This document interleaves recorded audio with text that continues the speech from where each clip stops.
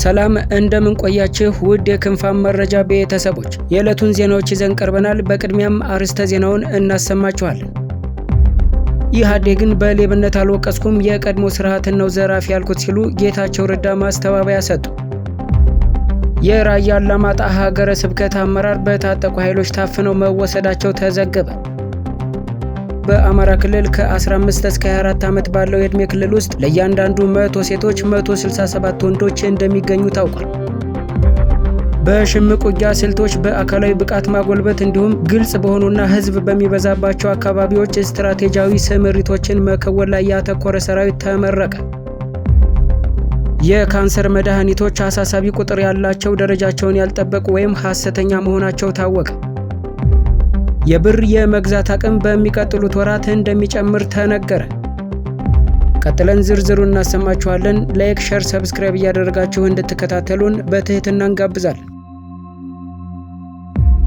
በኢትዮጵያ የሚንቀሳቀሰውና የኤርትራ መንግስት ተቃዋሚ የሆነው የቀይ ባህር አፋር ዴሞክራሲያዊ ድርጅት አዲስ አበባ ተዋጊዎች ማስመረቁን አስታወቀ። የምረቃ ስነ ስርዓቱን ተከትሎ ድርጅቱ በወጣው መግለጫ የድርጅቱ መሪና ወታደራዊ አዛዥ የሆኑት ኢብራሂም ሃሩን ሰልጣኞቹ ያሳዩት ዲሲፕሊንና ጽናት የሚደነቅ መሆኑን ጠቅሰው ስልጠናቸውን ማጠናቀቃቸው የድርጅቱን ወታደራዊ አቅም ለማጠናከር አንድ እርምጃ ነው ማለታቸውም ተመላክቷል። እንደ ድርጅት ገለጻ ስልጠናው ትኩረት እያደረገ ያለው በውጊያ እንቅስቃሴዎች፣ በሽምቅ ውጊያ ስልቶች፣ በአካላዊ ብቃት ማጎልበት እንዲሁም ግልጽ በሆነና ህዝብ በሚበዛባቸው አካባቢዎች ስትራቴጂያዊ ስምሪቶችን መከወን ላይ ነበርም ብለዋል። ኢብራሂም ሃሩን ቡድኑ የቀይ ባህር አፋር ማህበረሰቦችን መብት የጠበቀና በኤርትራ መንግስት ይፈጸማል ያለውን ጭቆና የመቃወም ተልዕኮን በድጋሚ ያረጋገጠ ነውም ብለዋል። አያይዘውም አሁን ላይ ያለውን ፖለቲካዊና ወታደራዊ ፍላጎት ለማሟላት የባህር ላይ አቅም ማጎልበትን ጨምሮ ተግባራዊ አቅሙን ለማሳደግ ማቀዱንም ተናግረዋል። እንዲሁም የአፍሪካ ቀንድን ሰላምና መረጋጋት አደጋ ላይ ጥሏል ያሉትን የኤርትራ መንግስትን ለመታገል የኤርትራ ተቃዋሚዎችን የጋራ ግንባር እንዲፈጥሩ ጥሪ አቅርበዋል። በመጨረሻም ለድርጅቱ ዓላማ መሳካት ቀጣይነት ያለው ድጋፍ በማድረጋቸው ለአፋር ብሔራዊ ክልላዊ መንግስትና ለኢትዮጵያ ህዝብ ምስጋናቸውን አቅርበዋል። ድጋፉ የድርጅቱን እንቅስቃሴ ለማስቀጠል ቁልፍ ምሰሶ መሆኑንም ጠቁመዋል። በኤርትራ በተቃዋሚነት የሚንቀሳቀሰው የቀይ ባህር አፋር ዴሞክራሲያዊ ድርጅት ቀደም ሲል ሐምሌ 6 ቀን 2017 ዓ.ም በአፋር ክልል ሰመራ ሎጊያ ከተማ ካካሄደውና በሺዎች የሚቆጠሩ በታደሙበት ህዝባዊ ጉባኤ መንግስት በወጣው የአቋም መግለጫ ዓላማዎቹ እስኪሳኩ ድረስ ፖለቲካዊና ወታደራዊ ትግሉን በህይወት መስዋዕትነት ጭምር ለመቀጠል ያለውን ቁርጠኝነት አስታውቆ ነበር። ቡድኑ በመግለጫው ከኤርትራ መገንጠል በኋላ ገዢው ህዝባዊ ግንባር ለዲሞክራሲያዊ ፍትህ ከመጀመሪያውኑ በቀይ ባህር አፋር ህዝብ ላይ በርካታ ኢፍትሐዊ ድርጊቶችና ግፎችን ፈጽሟል ሲል ከሷል። እንዲሁም በአፍሪካ ህብረት ቻርተር ስር የተረጋገጡ መብቶችን በተለይ ደግሞ ከአንቀጽ 1 እስከ 25 የተዘረዘሩትን በመጣስ በቀይ ባህርና አፋር ህዝብ ላይ ጭካኔ የተሞላበት ጭቆናና ኢፍትሐዊነትን ተግባራዊ አድርጓል ብሏል መግለጫው። በኢትዮጵያና ኤርትራ ባለስልጣናት መካከል የቃላት ጦርነትን ተከትሎ በአሁኑ ወቅት በድንበር አካባቢዎች ላይ ውጥረት መንገሱን ያመለከተው ድርጅቱ የቀይ ባህር አፋር ህዝብ የጦርነት ሜዳ እንዳይሆን አስግቷል ሲልም ገልጿል። በድንበር አካባቢ ያለው ህዝብ እየተፈናቀለ ነው። እስከ 60 ዓመት አዛውንት ወደ ጦር ካምፕ ስልጠና እየገባ ነው። ህዝቡ ወደ አጎራባች ሀገራት እንዳይሰደድ ድንበሮቹን በመዝጋት ሰቆቃዎች ይፈጽማል ሲልም ጠቁሟል።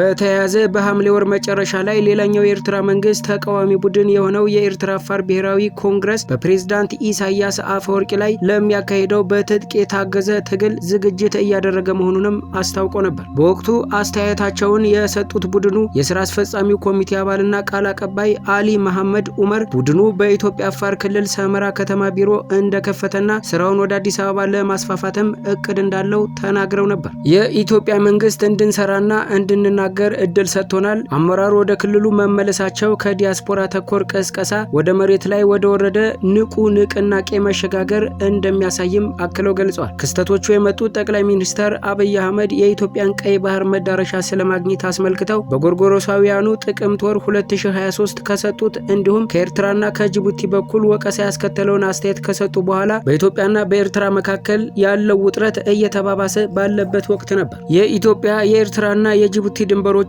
አቋርጦ የሚኖረው የአፋር ህዝብ ከጊዜ ወደ ጊዜ የአካባቢው የጂኦፖለቲካዊ እንቅስቃሴ ማዕከል እየሆነ መጥቷልም ተብሏል።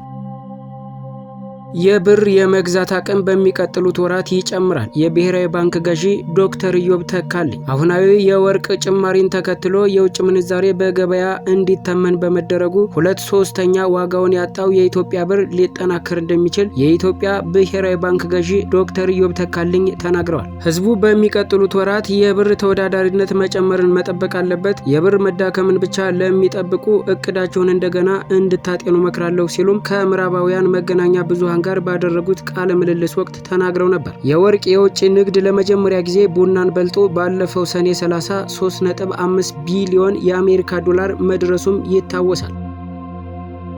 ኢህአዴግን በሌብነት አልወቀስኩም፣ የቀድሞ ስርዓትን ነው ዘራፊ ያልኩት ሲሉ ጌታቸው ረዳ መልእክት አስተላለፉ። የጠቅላይ ሚኒስትሩ የምስራቅ አፍሪካ ጉዳዮች አማካሪ የሆኑት አቶ ጌታቸው ረዳ ከሰዓታት በፊት በፌስቡክ ገጻቸው በትግረኛ ይህንን ብለዋል። በቅርቡ ባሌ በነበረው ጉብኝት አንድ ንግግር አድርጌ ነበር። በዚሁ ንግግሬ ከ13 ዓመት በፊት ወደ አካባቢው እንደተጓዝኩ በመግለጽ የአካባቢውን ሀብት ለመዝረፍ ሲባል እንኳን እንዴት መንገድ አይሰሩም ማለት ይታወሳል። ይህን ንግግር ታዲያ ሰዎች ከአውድ ውጭ ተረዱትም ተገንዝቤያለሁ ሲሉ ተደምጠዋል። እኔ ከ13 ዓመት በፊት ወደ ስፍራው የሄድኩት መለስ የሰራውን መንገድ ለመመረቅ ነው በማለት እናም ያችን ብቸኛ መንገድ በመለስ ጊዜ መሰራቷን ግምት ውስጥ በማስገባት ከመለስ በፊት የነበሩ ስርዓቶች የአካባቢውን ሀብት ለመዝረፍ ሲሉ እንዴት መንገድ አይሰሩም የሚል ወቀሳ ሰነዘርኩ እንጂ እኔ አባል የሆንኩበትን ኢህአዴግን በዘራፊነት ለመውቀስ ፈልጌ አይደለም ሲሉም ተደምጠዋል።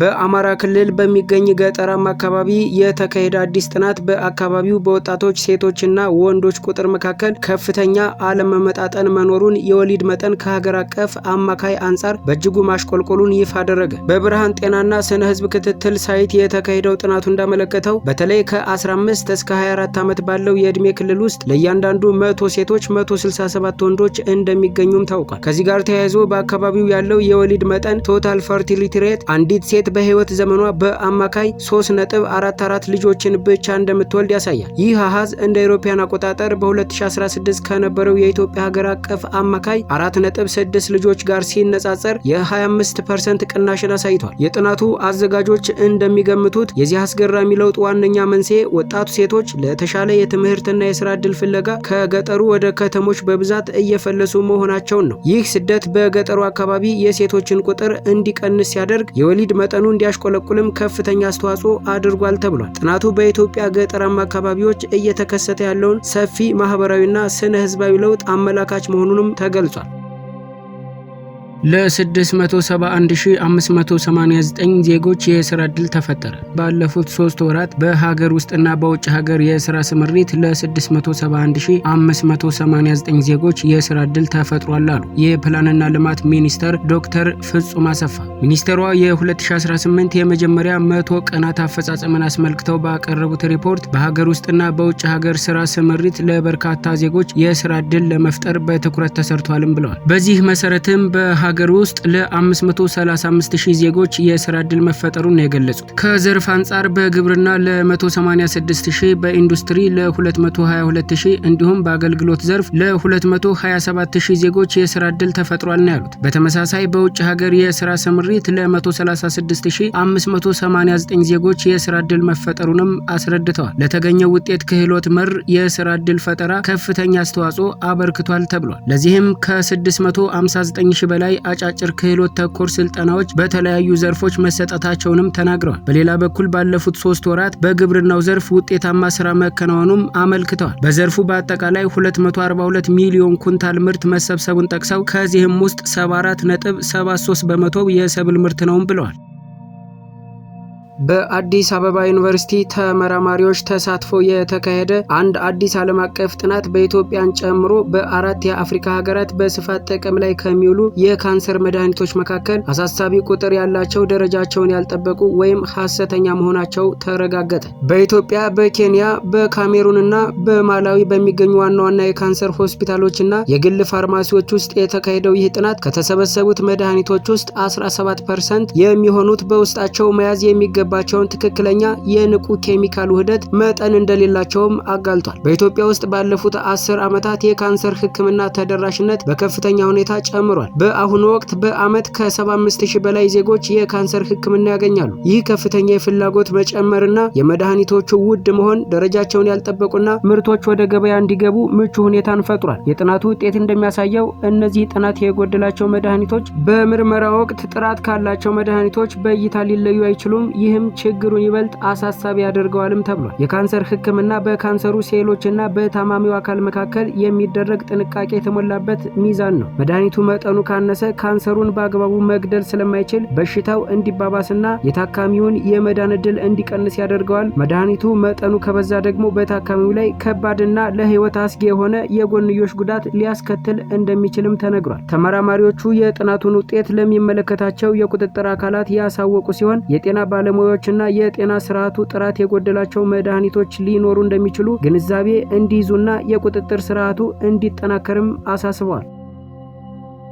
የራያ አላማጣ ሀገረ ስብከት አመራር በታጠቁ ኃይሎች ታፍነው መወሰዳቸው ተዘገበ። በኢትዮጵያ ኦርቶዶክስ ተዋሕዶ ቤተክርስቲያን የራያ ሀገረ ስብከት አመራር ከ3 ቀን በፊት በታጠቁ ሰዎች ታፍነው መወሰዳቸውን የሀገረ ስብከቱ ዋና ስራ አስኪያጅ አስታውቀዋል። ታፍነው የተወሰዱት የሀገረ ስብከቱ የሂሳብ ክፍል ኃላፊ መሆናቸውን የተናገሩት የሀገረ ስብከቱ ስራ አስኪያጅ ሊቀ ስዩማን ሀብቱ አየነው በትግራይ ክልል የተቋቋመው የመንበረ ሰላማ ሀገረ ስብከት ደጋፊ የሆኑት የህወሓት ታጣቂዎችን ለድርጊቱ ተጠያቂ አድርገዋል። ከህወሓትም ሆነ ከመንበረ ሰላማ አገረ ስብከት እስካሁን በጉዳዩ ላይ የተረጋገጠ ማረጋገጫም ሆነ ማስተባበያ ባይኖርም በሃይማኖት አባቶች ላይ የሚፈጸመው ተደጋጋሚ አፈና፣ ድብደባ፣ ዘረፋና እንግልት እያሳሰበው መምጣቱን ሀገረ ስብከቱ መግለጹ ታውቋል።